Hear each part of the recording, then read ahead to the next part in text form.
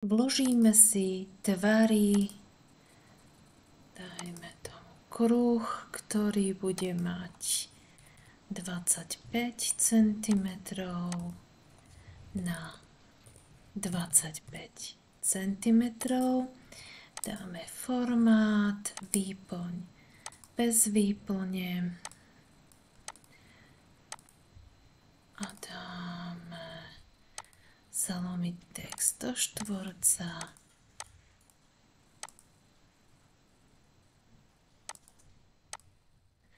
Posunieme si krúžok, rozloženie, veľkosť A3 na výšku.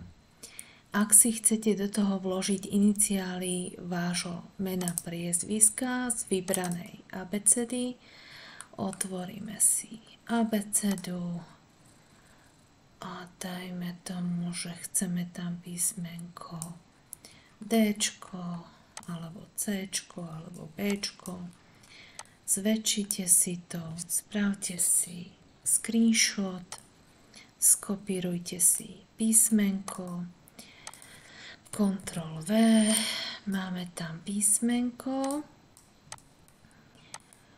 dáme si ho zase do štvorca, vadí nám pozadie, formát, odstrániť pozadie, dáme preč pozadie od písmenka a už len upravujete si veľkosť, na akú chcete do toho krúžku. Neviem, či vám kolega povedal, že má byť presne tak veľké, že 25 cm, alebo má byť menšie.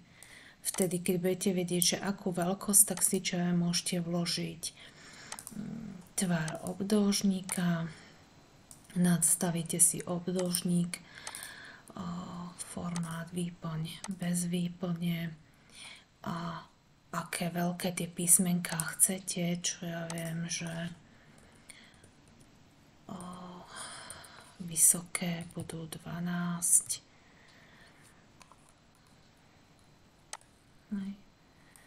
Tak si to písmenko upravíte na 12 cm, čo je Barbora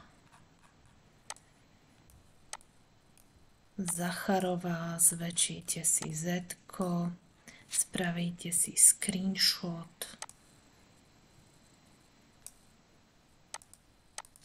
vložíte sem zase do štvorca, formát, odstrániť pozadie,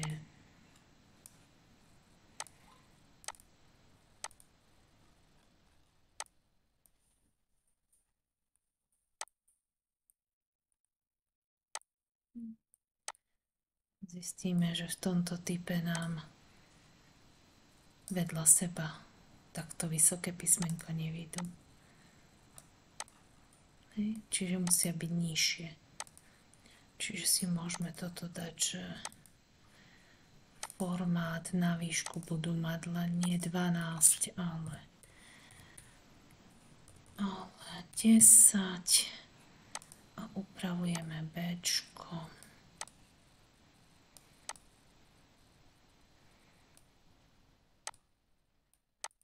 Upravujeme Z-ko.